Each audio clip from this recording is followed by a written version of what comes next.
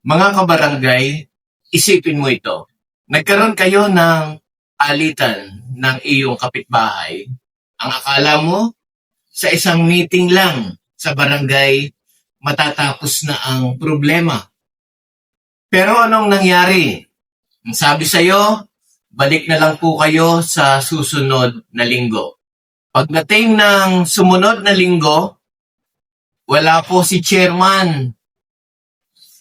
Sa pangatlong schedule, hindi po dumating yung kabilang panig. Kaya sa bandang huli, ikaw pa ang napagod sa mismong problema. Parang lalong nadagdagan yung problema mo. Kaya po hindi nakakapagtaka kung bakit sa social media at maging sa mga usapan sa kanto, madalas ginagawang biro ang mga lupon tagapamayapa. Pero tama nga ba yung tingin ng madaming tao? Talaga bang walang silbi ang lupon? O may mas malalim pang dahilan kung bakit nasisira yung reputasyon ng mga lupon members? Kaya po mga kabarangay, sa video ito, pag-usapan po natin kung bakit nagiging sentro ng katatawanan, nagiging sentro ng pangungutya ang lupon tagapamayapa.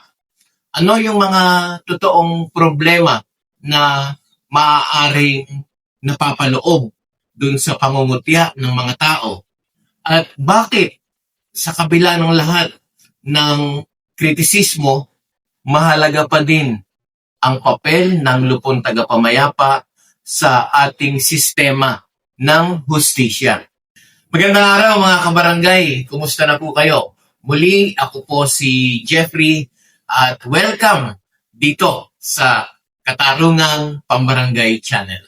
So bago po natin pag-usapan ang reklamo laban sa mga lupon, unawain po muna natin kung ano ba talaga ang lupon tagapamayapa.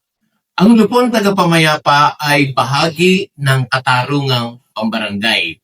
Layunin nito na marisolba ang mga hindi seryosong alitan sa komunidad nang hindi na kailanganin pa ang pumunta sa korte. Halimbawa, alitan ng magkapitbahay, simpleng away, maliit na utang, o mga hindi mabibigat na away. Sa halip na gumastos sa abogado at maghintay ng mahabang paglilitis sa korte, sinusubukan munang magkasundo ang dalawang panig sa tulong ng barangay. Sa papel, napakaganda po ng layunin ng Katarungang Pambarangay. Mas mabilis, mas mura, mas malapit sa tao, at makakatulong sa pagbawas ng mga kasong dinadala sa hukuman. Ngunit bakit madaming tao ang wala pa ding tiwala sa sistema ng Katarungang Pambarangay? Isa po sa pinakamalaking reklamo ng mga tao ay ang mabagal na proseso.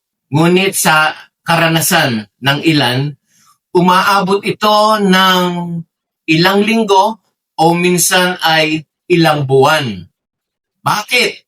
Dahil po sa paulit-ulit na rescheduling. May pagkakataong wala ang opisyal, wala ang punong barangay, wala ang lupon. May emergency, may ibang programa ang barangay.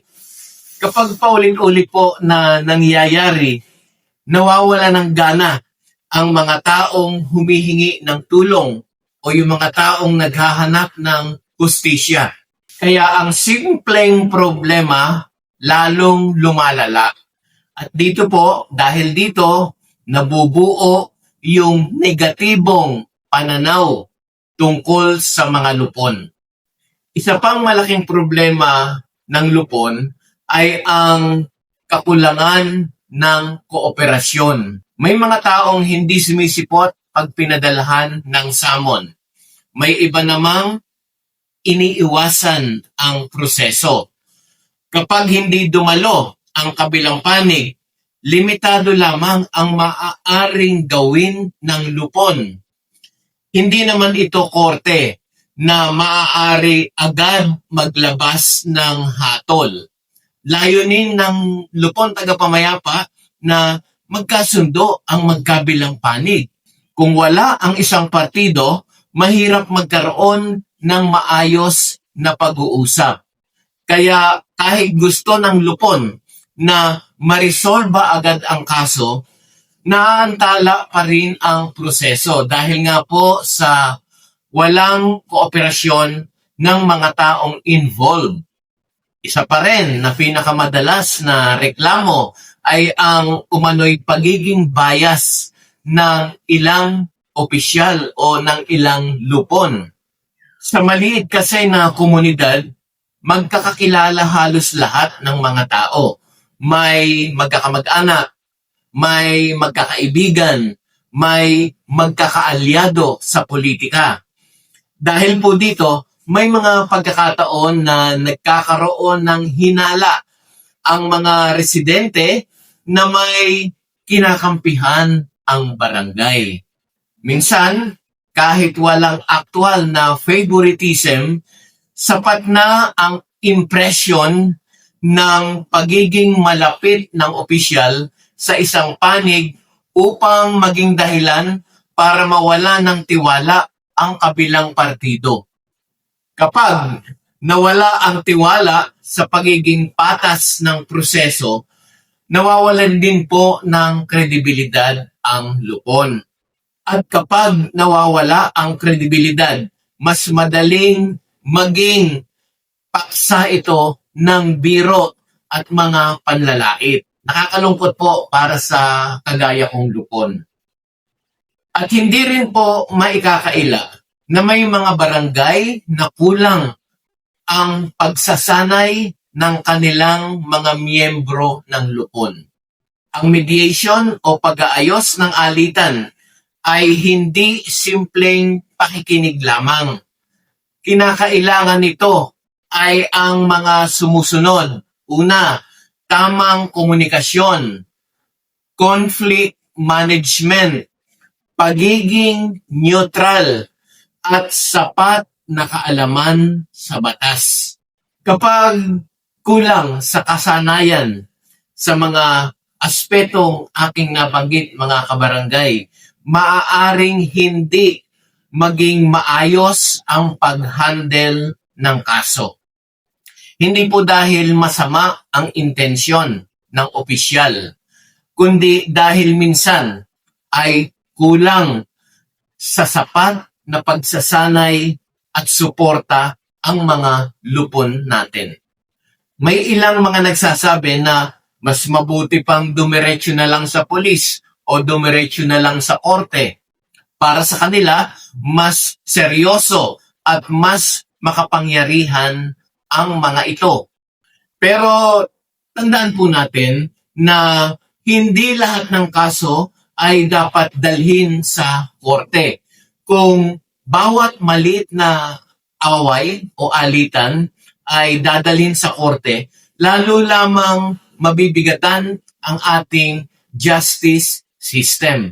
Kaya dito po pumapasok ang mahalagang papel ng lupon. Kapag matagumpay ang mediation, hindi na kailangan ng mas mahaba at matagal, magastos na proseso. Sa maraming pagkakataon, napapanatili pa ang magandang relasyon ng magkapitbahay o magkakomunidad. Iyon ang layunin po mga kabarangay ng katarungang pambarangay. Kung susundin po nating mabuti, hindi naman ang konsepto ng lupon ang pangunahing problema. Ang malaking hamon ay ang implementasyon.